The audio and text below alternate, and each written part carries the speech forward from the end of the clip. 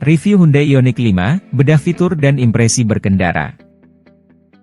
Namun sebelum kita masuki bahasan tersebut, seperti biasa kami ingatkan kepada Anda untuk like, subscribe, dan aktifkan juga ikon loncengnya untuk memperoleh notifikasi video terbaru yang menarik untuk Anda.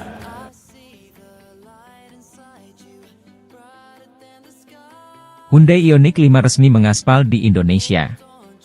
Kemunculannya menjadi momentum penting bagi perkembangan kendaraan elektrifikasi di tanah air yang geliatnya makin terlihat nyata.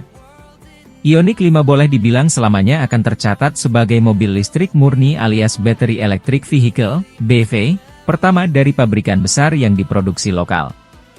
Banyak hal menarik untuk dikupas dari mobil ini, meliputi spesifikasi, eksterior, interior, hingga impresi berkendaranya. Kebetulan Carmudi mendapatkan kesempatan mencicipinya langsung di sela pameran Indonesia International Motor Show, IMS, Hybrid 2022 lalu. Namun, untuk mengenal mobil ini secara lebih jelas mari kita bedah dulu varian-variannya yang dijual di Indonesia. Pada saat ini Ioniq 5 dibagi ke dalam dua varian kemewahan, Prime dan Signature. Lalu masing-masing varian itu tersedia dalam dua jenis baterai, Standard Range dan Long Range. Dengan begitu totalnya ada 4 varian Ioniq 5 dijual di Indonesia. Lebih detail mengenai jarak tempuhnya, Ioniq 5 Prime Standard Range dan Ioniq 5 Signature Standard Range dapat dikendarai sejauh 384 km dalam satu kali pengisian baterai penuh. Sementara untuk Ioniq 5 Prime Long Range punya jarak tempuh maksimum 481 km dan Ioniq 5 Signature Long Range menjanjikan jarak tempuh hingga 451 km. Jika diperhatikan tampak ada perbedaan jarak tempuh maksimum untuk tipe baterai long range antara varian Prime dan Signature. Mengapa?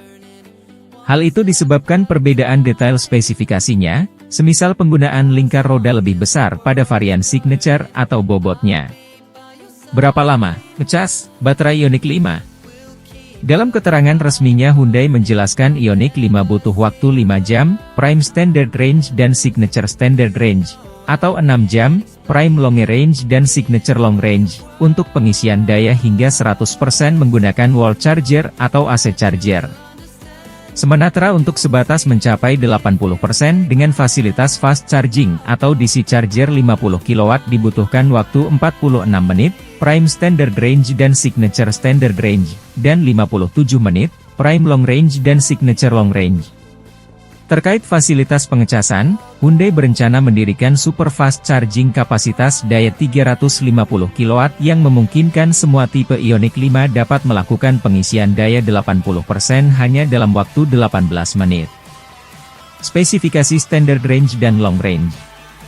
Pabrikan menggunakan EGMP, Electric Global Modular Platform, untuk membuat mobil ini.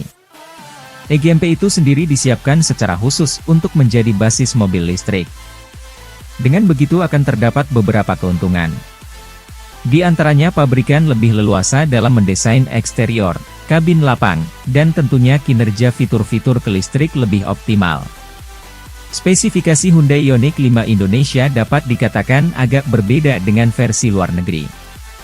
Di pasar lokal mobil ini hanya tersedia dengan sistem penggerak roda belakang. Beda hal dengan di sejumlah negara lain yang juga tersedia versi all-wheel drive, AWD. Eksterior futuristis.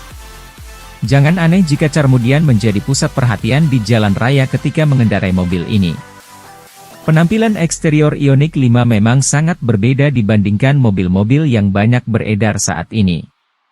Pabrikan mengusung desain yang mereka sebut dengan istilah parametric pixel style. Contoh penerapannya dapat dilihat pada lampu-lampunya yang terdiri dari susunan kotak-kotak kecil persis sebuah pixel pada kamera. Ioniq 5 Signature sebagai varian atas tentu memiliki fitur paling komplit. Hal ini termasuk parametric pixel LED dual projector beam, LED front center garnish lamp, vision row-off, dan automatic flush door handle. Kemudian khusus varian Ioniq 5 Signature Long Range menggunakan ban berukuran 20 inci sementara sisanya 19 inci. Interior luas. Seperti disinggung lebih awal Ioniq 5 dibuat menggunakan platform yang dioptimalkan untuk mobil listrik. Salah satu keuntungannya ialah ruang kabin bisa dibuat lebih lega. terlihat nyata dari lorong kaki bangku baris depannya. Tidak ada gundukan transmisi yang membatasi antara bangku pengendara dan penumpang. Berkat hal itu konsol tengah bisa diatur maju mundur. Bukan sekadar gimmick, karena itu artinya pengendara bisa memegang setir lebih rileks dengan posisi sandaran tangan yang posisinya pas. Kenyamanan berkendara makin lengkap dengan tambahan pengaturan setir tilt dan teleskopik, sandaran kepala yang baik, dan pengaturan jok elektris. Khusus varian Ioniq 5 Signature mendapatkan fitur cukup spesial bernama Relaxation Comfort Seat. Hanya dengan menyentuh satu tombol maka kursi secara otomatis rebah hingga posisi yang sangat rileks. Pada varian ini pula konsumen akan mendapatkan tata suara berkelas dari 8 speaker Bose. Lebih lanjut semua varian menggunakan head unit digital layar sentuh 12,3 inci. Bukan hanya sebagai pusat hiburan, namun juga kontrol untuk fitur-fitur mobil ini. Posisi head unit tersebut berada dalam satu panel dengan instrumen cluster digital yang ukurannya persis sama. AC otomatis dual zone climate control bisa ditemui pada semua varian. Sedangkan wireless charger terbatas untuk varian Signature saja. Bisa jadi sumber listrik. Fitur-fitur keselamatan aktif unggulan Hyundai bisa ditemui pada mobil ini terutama varian Signature. Namun, sorotan lebih besar pantas ditujukan pada teknologi Vehicle to Load, V2 liter, yang hadir untuk pertama kalinya di mobil listrik Hyundai. Keberadaan fitur ini memang tidak berhubungan langsung dengan aktivitas berkendara, tapi mampu menambah fungsi kendaraan menjadi sumber listrik dengan daya maksimum 3,6 kW.